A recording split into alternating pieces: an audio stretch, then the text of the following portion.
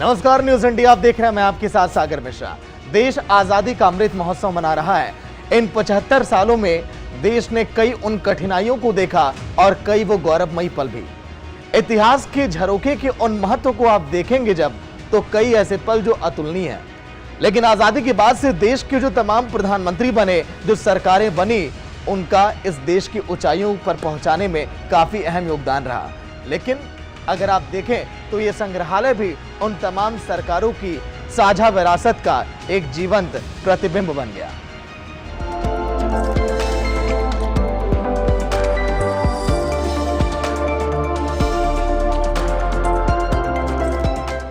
देश आजादी के 75 साल पूरे होने के पर्व पर आजादी का अमृत महोत्सव मना रहा है। ऐसे में इस पर्व को देखते हुए प्रधानमंत्री संग्रहालय एक भव्य प्रेरणा हमें देता है। लेकिन ऐसे में हमने इन 75 सालों में कई उतार चढ़ाव देखे, हमने कई ऐसे पल देखे जो हमें गौरवमयी करते हैं। लेकिन ऐसे में प्रधानमंत्री संग्रहालय की विशेषता क्या है?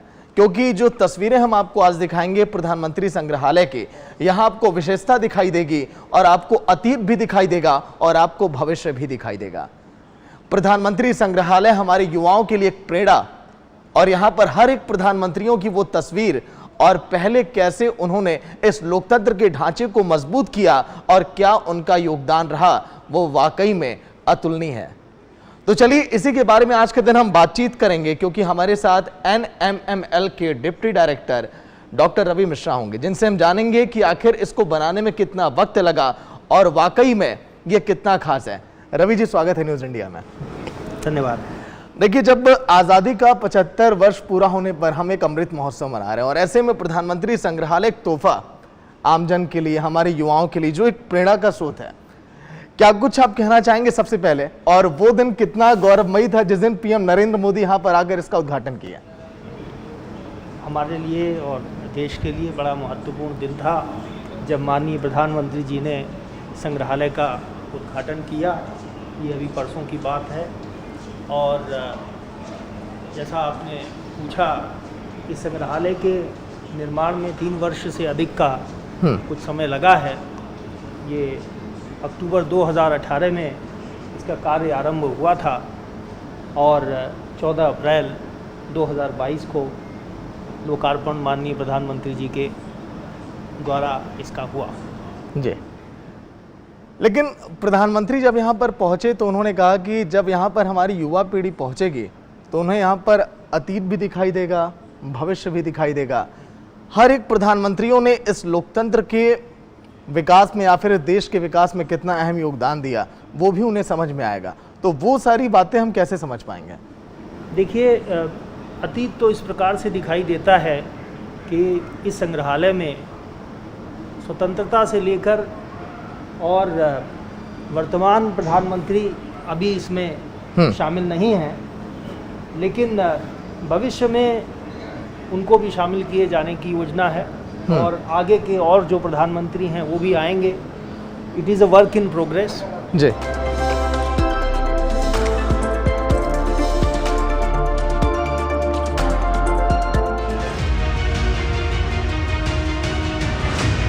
इतिहास के झरोखों को देखा जाए तो यहाँ पर जब हम पहुँचे तो वो सारी चीज़ें हमें याद आ रही हैं कि पहले कैसे विकास होता चला आया।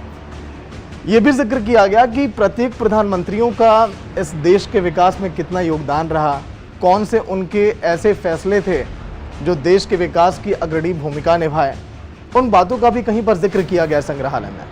सब जगह उनका ही जिक्र किया गया है। देखिए, मैं ये बात स्पष्ट कर दूं कि संग्रहालय का उद्देश्य ही ये है कि हमारे लोकतंत्र में जिन लोगों ने अपने नेतृत्व के द्वारा राष्ट्र को आगे बढ़ाने में, उसको मजबूत करने में और उसका विकास करने में अपना योगदान दिया, ऐसे लोग और भी बहुत से हैं। लेकिन प्रधानमंत्री चूँकि हमारी जो executive side of the government है उसके प्रमुख होते हैं, तो इस नाते प्रधानमंत्रियों का निश्चित रूप से देश के विकास में, देश की प्रगति में बड़ा ही महत्वपूर्ण योगदान रहा है।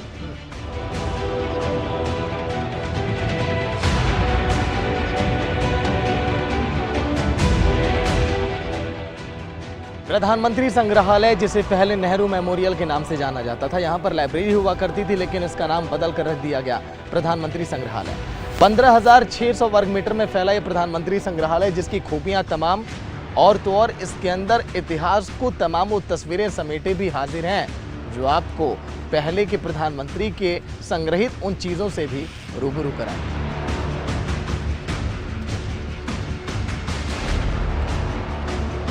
अगर हम बात करें इस पूरे संग्रहालय की, तो बनाने में कितनी लागत आई, कितने वर्ग मीटर में फैला हुआ है और आम जनता को ये कितनी तारीख से ये समर्पित हो जाएगा? देखिए, पहली बात मैं आपकी ये स्पष्ट कर दूं कि संग्रहालय में 2 बिल्डिंग्स हैं, 2 ब्लॉक्स हैं।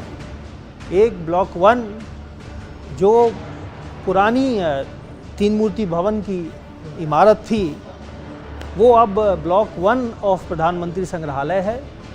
और ये बिल्डिंग जहाँ पर हम अभी खड़े हैं, इसको ब्लॉक 2 प्रधानमंत्री संग्रहालय का कहा जा रहा है।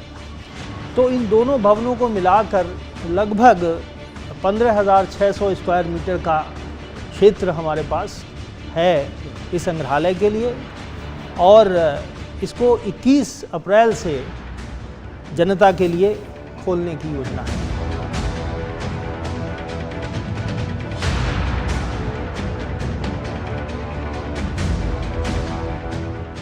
अच्छा, आम जनता जब आएगी तो टिकट का उन्हें क्या मूल्य चुकाना होगा? क्या उसकी रूपरेखा पूरी तैयार की गई है? बहुत ही साधारण मूल्य रखा गया है टिकट का, मात्र 100 रुपये। और उसमें भी जो बड़े ग्रुप्स हैं उनके लिए एक प्रकार का हमने डिस्काउंट रखा है। बच्चों के लिए भी 5 से 12 वर्ष की आयु के बच्चों के लिए भी 25% डिस्काउंट है। और लाइट एंड साउंड शो 75 रुपये मात्र हमने रखा है। और एक कॉम्बो ऑफ़र है जिसमें लाइट एंड साउंड शो भी होगा और म्यूज़ियम भी होगा, वो केवल 150 रुपये का है। मतलब कि युवा यहाँ पर आए, बच्चे भी आए, सभी के लिए यहाँ पर आनंद लेने के वो क्षण होंगे। म्यूज़ियम में वो जाएंगे, इतिहास के झरोखों को भी वो देखेंगे, इसके साथ ही साथ अतीत को, भविष्य को, सारे दर्शन उन्हें यहाँ पर प्राप्त होंगे। बिल्कुल, ये मैंने जैसा कहा कि एक प्रेरणा का स्रोत बन सकता है ये म्यूज़ियम। इसमें इस प्रकार की अपार संभावनाएँ हैं और हम सब को एक प्रकार से ये एजुकेट करता है, क्योंकि जैसा हम जानते हैं कि देखिए, अपने इतिहास को जानना, अपने इतिहास का बोध करना किसी भी देश के लिए, किसी भी राष्ट्र के लिए बड़ा महत्वपूर्ण होता है। और इतिहास का बोध तमाम माध्यमों से होता है, जिसमें से ये इस प्रकार की जो चीज़ें हैं, संग्रहालय हैं, म्यूज़ियम्स हैं, इनका भी एक महत्वपूर्ण योगदान है। क्योंकि यहाँ पर एक ही जगह पर सारे प्रधानमंत्रियों की कहानी एक नैरेटिव रिकॉर्ड के रूप में प्रस्तुत की गई है। और इसमें तमाम दुर्लभ उनकी वीडियो फुटेज है, उनके चित्र हैं, उनके दस्तावेज़ हैं जो हमारे NMML के आर्काइव से निकाले गए हैं, उनके पत्र इत्यादि, उन सबको भी रखा गया है। तो ये एक प्रकार से दुर्लभ, मैं कहूँगा, संग्रहालय है, क्योंकि जहाँ तक मुझे जानकारी है इस प्रकार का और कोई संग्रहालय देश में नहीं है।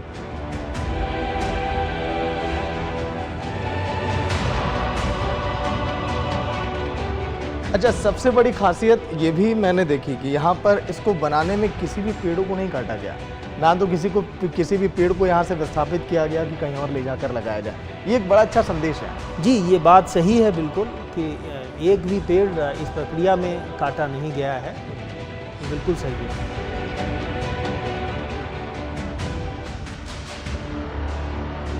तो मुझे लगता है कि एक संदेश है हमारी आने वाली पीढ़ी के लिए कि आप नवनिर्माण आप करिए, आगे आप देश को बढ़ाइए, लेकिन आप ये भी ध्यान में रखिए कि पर्यावरण हमारे लिए बचाए रखना बहुत ज़्यादा ये ज़रूरी है। बिल्कुल है, और ये संदेश बहुत महत्वपूर्ण है। और जैसा मैंने कहा कि वैसे तो संग्रहालय सबके लिए है, हर आयु वर्ग के लिए है, लेकिन एक प्रकार से जो हमारे युवा हैं, जो हमारे बच्चे हैं और जो भावी पीढ़ियां हैं, उनके लिए विशेषकर ये प्रासंगिक है, क्योंकि उनके लिए स्वतंत्र भारत की ये जो यात्रा है 75 वर्ष की, वो किसी मायने में अतीत का हिस्सा बन चुकी है। जो लोग आयु में ज़्यादा हैं उनके लिए तो फिर भी ये एक प्रकार की क्या कहना चाहिए कि जीवंत स्मृति है, क्योंकि वो रहे हैं उस काल में, उन्होंने उसको देखा है।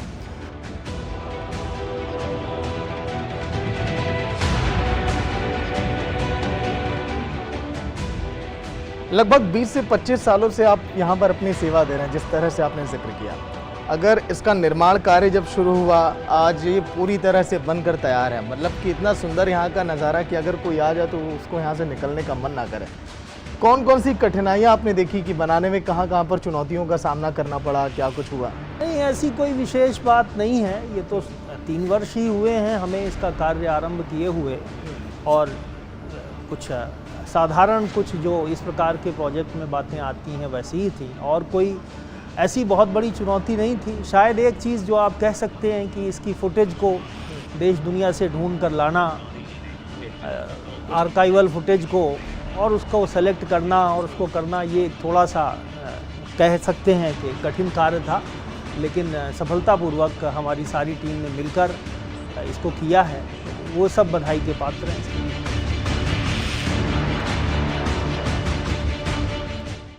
अच्छा, कुछ यहाँ के बारे में मैं चाहूँगा कि दर्शकों को आप बताइए। ये तो सवाल जवाब हो गया, अंदर क्या कुछ होगा और यहाँ के बारे में भी बताइए। देखिए, ये हॉल जिसमें अभी हम प्रवेश कर रहे हैं, ये स्वतंत्रता एवं एकता इसका नाम है।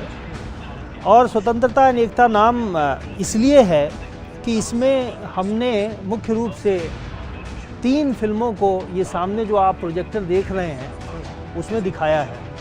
और ये 3 फिल्में, एक महात्मा गांधी जी के नेतृत्व में जो आज़ादी की लड़ाई हमने लड़ी, उसकी कहानी है यहाँ पर।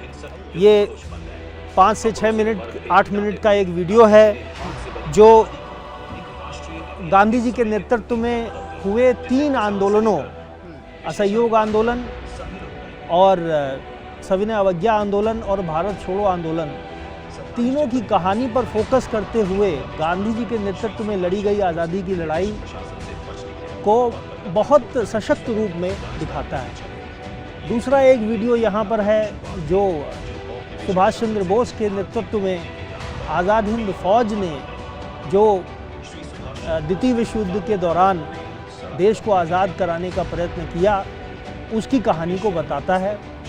और तीसरा बड़ा महत्वपूर्ण वीडियो वो सरदार पटेल ने एक 1947-48 में देश जब एक प्रकार से विखंडन की कगार पर खड़ा था, इतनी सारी देशी रियासतें थीं और उनको शामिल किए बिना देश एक नहीं हो सकता था, तो उस चुनौती का सामना करके देश को जिस प्रकार से यूनाइट किया, उस पर एक फिल्म जिसमें रेयर आर्काइवल फुटेज वगैरह शामिल है, वो यहाँ पर दिखाई गई है।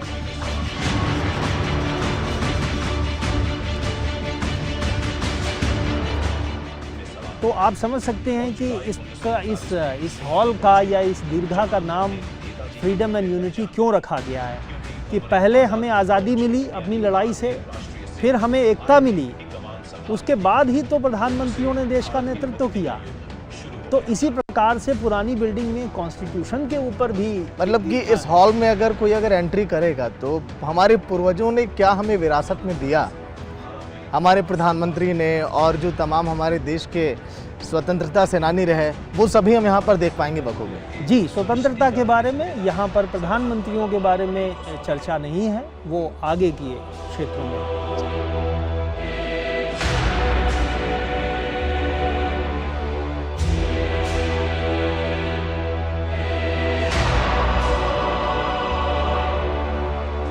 चलिए आगे बढ़ते हैं। जिस तरह से हमारे कैमरामैन आपको दिखा रहे हैं कि किस तरह से इसकी बनावट की गई और क्या कुछ यहाँ पर विशेषताएं हैं, क्या कुछ खास है। इस तरफ विजय, आप देख सकते हैं, इन तस्वीरों को भी एक बार दिखाइए। ये महात्मा गांधी जी की पूरी जीवन यात्रा का एक प्रकार का डायनामिक डिस्प्ले है। आप देख सकते हैं उनके जन्म से लेकर और उनकी मृत्यु तक की कहानी है, जिसमें पिक्चर्स हैं, टेक्स्ट है। तो ये भी एक बहुत ही रुचिकर, महात्मा गांधी की जीवन यात्रा किस तरह से रही और उन्होंने कौन कौन से बड़े काम किए देश के लिए, यहाँ पर सब कुछ आपको इस डिस्प्ले पर दिखाई दे रहा होगा। लेकिन आगे अगर हम देखें, देखिए इस संग्रहालय की बहुत अधिक खूबियाँ और कई ऐसी तस्वीरें आप जो देखेंगे आपने कभी सोचा भी नहीं होगा कि वाकई में ऐसा भी है।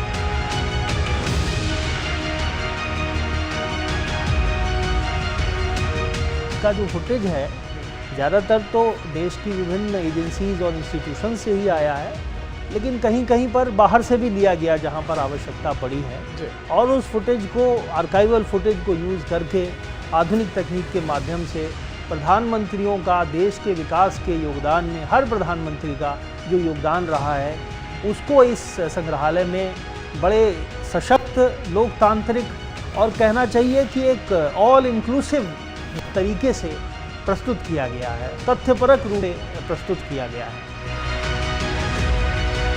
लेकिन आज हम आपको बताएंगे कि इस आखिर वाकई में संग्रहालय की खूबियां क्या हैं। हमारे साथ डॉक्टर रवि मिश्रा हैं। रवि मिश्रा जी, बताइए यहाँ के बारे में। ये स्थान जहाँ पर हम अभी खड़े हैं, ये लाल बहादुर शास्त्री जी की दीर्घा है, और यहाँ पर तमाम आधुनिक तकनीकों के माध्यम से श्री लाल बहादुर शास्त्री जी की संपूर्ण जीवन यात्रा, उनके आरंभिक जीवन से लेकर और उनके निधन तक की शामिल है। यहाँ पर जैसा आपने देखा कि टच टेबल के माध्यम से उनके आरंभिक जीवन का परिचय दिया गया है, किस प्रकार से तमाम संघर्षों का सामना करते हुए वे बड़े हुए, उन्होंने अपनी शिक्षा पूरी की और राष्ट्रीय आंदोलन में भाग लिया। आप देख सकते हैं हिंदी और अंग्रेजी दोनों भाषाओं को यहाँ पर, एक बार यहाँ पर लाइए। देखिए विजय, हमारे कैमरामैन दिखा रहे हैं कि कैसे श्री लाल बहादुर शास्त्री, उनका परिचय क्या है।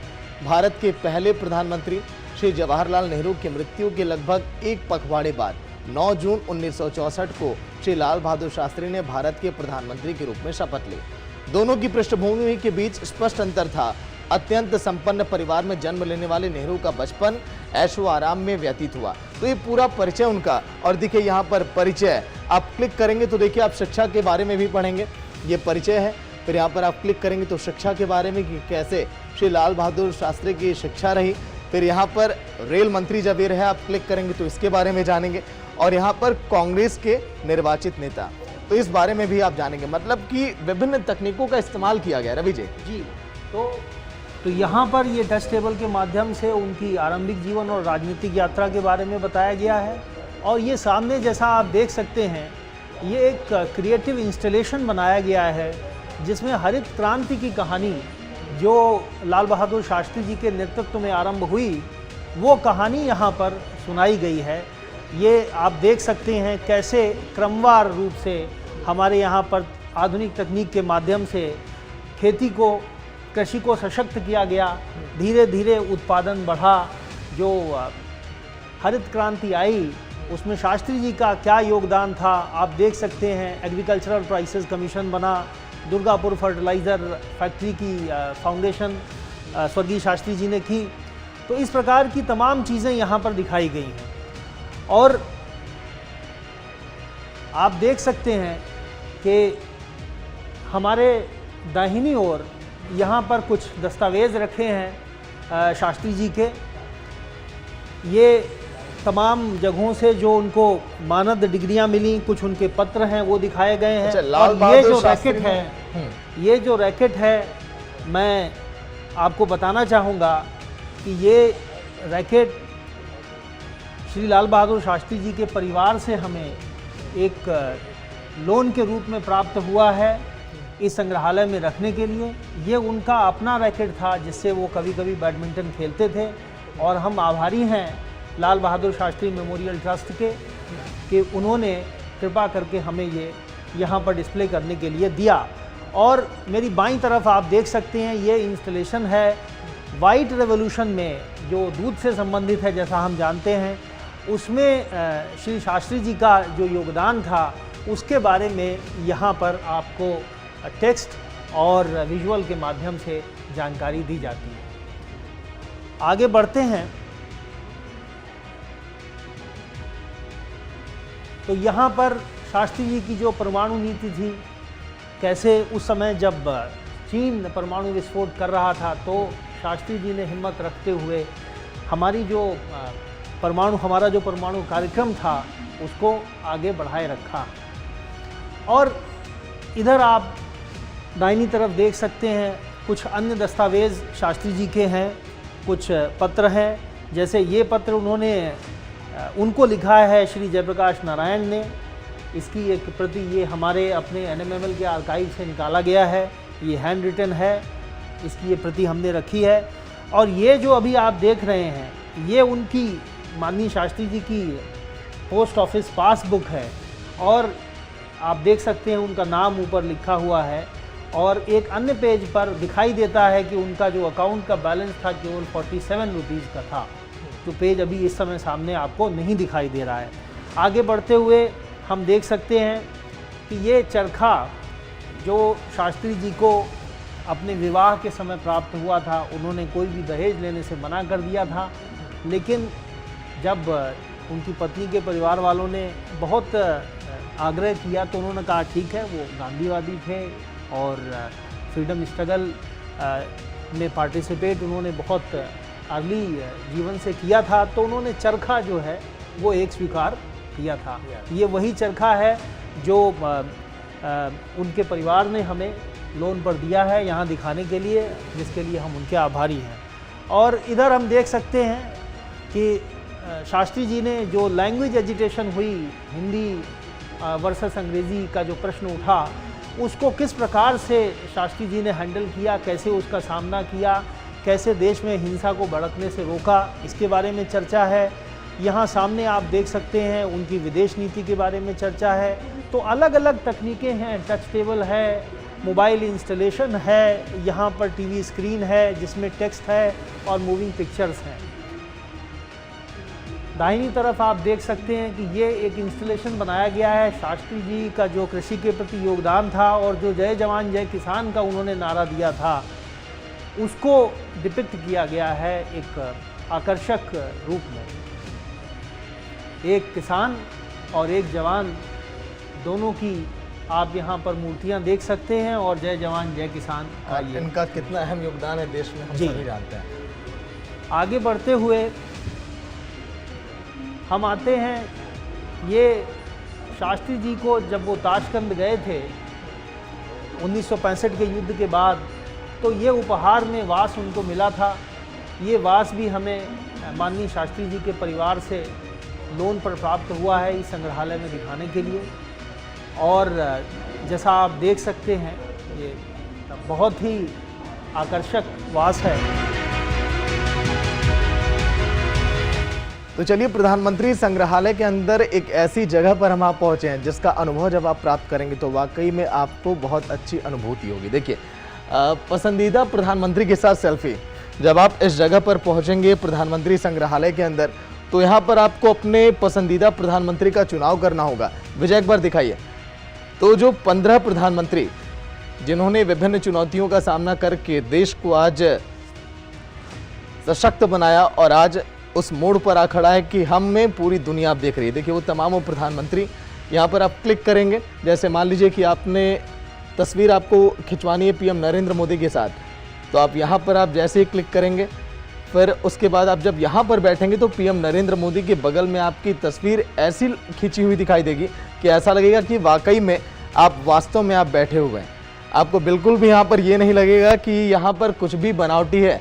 यहाँ पर लोग भी हैं यहाँ पर जो फिलहाल यहाँ की चीज़ों को देखते हैं। आइए मैम, क्या नाम आपका? जी, मेरा नाम है वैलेरी विनीता, मैं यहाँ की असिस्टेंट क्यूरेटर। ठीक है, आइए यहाँ पर जब सेल्फी पॉइंट पे हम आ ही रहे हैं तो फिर यहाँ के बारे में बताइए, कैसा लोगों को अनुभव रहा, आपका क्या अनुभव रहा, क्योंकि आपने भी तो ट्राई किया ही होगा। जी हाँ, अनुभूति सेक्शन हमारे प्रधानमंत्री संग्रहालय का एक बहुत खास सेक्शन है, क्योंकि ये बच्चों के लिए बनाया गया है। और आजकल के बच्चे डिजिटली कितने साउंड होते हैं और काफ़ी टेक्नोलॉजी के साथ खेलते हैं, और उनको पता होता है कौन सा बटन दबाना है, कौन सा नहीं दबाना है। तो सेल्फी एक बहुत ही पॉपुलर चीज़ है आजकल, तो उसको मद्देनजर रखते हुए हमने ये एग्जिबिट बनाया है, जहाँ पे आप यहाँ पे बैठ सकते हैं और दूसरी तरफ आपके पसंदीदा प्राइम मिनिस्टर का एक होलोग्राम आ जाएगा, और उसको, उस छवि को आप अपने साथ अपने ईमेल आईडी में ले जा भी सकते हैं। तो चलिए, अब हम प्रवेश कर रहे हैं टाइम मशीन के अंदर। टाइम मशीन यानी कि हिंदुस्तान की पूरी न्यूक्लियर जर्नी के बारे में आगे हम आपको दिखाएंगे और दिखाएंगे कि कैसे इसको प्रस्तुत किया जा रहा है। अंदर कक्ष में अब हम चलते हैं क्योंकि देखिए विभिन्न तकनीकों का, बहुत हाईटेक तकनीक का इस्तेमाल किया गया है प्रधानमंत्री संग्रहालय को बनाने में। लेकिन अब इसकी खूबियां भी आप देखिए, एक एक ब्लॉक की खूबियां, 360 डिग्री यहाँ पर प्रेजेंटेशन आपको दिखाई देगा। यहाँ पर एक मैम भी है, आपका नाम? Pratima Raut sir, the exhibit supervisor trainee है। अच्छा, ओके। प्रतिमा, अंदर कैसे टाइम मशीन के बारे में लोग समझ पाएंगे, एक बार बताइए। ये जो वीडियो यहाँ पे प्ले हो रही है ये अप्रॉक्स 9 मिनट्स की वीडियो है and this video shows about India's nuclear journey since 1945 till date. So India's nuclear journey started from the establishment of Tata Institute of Fundamental Research and it went on and it's going on till date. अच्छा, इसके बारे में क्या आप कहना चाहेंगे?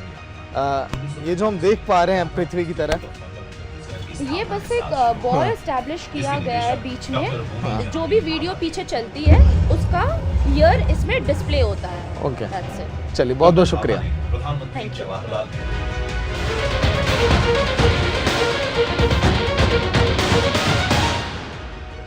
प्रधानमंत्री संग्रहालय में जितना अतीत है उतना भविष्य भी है।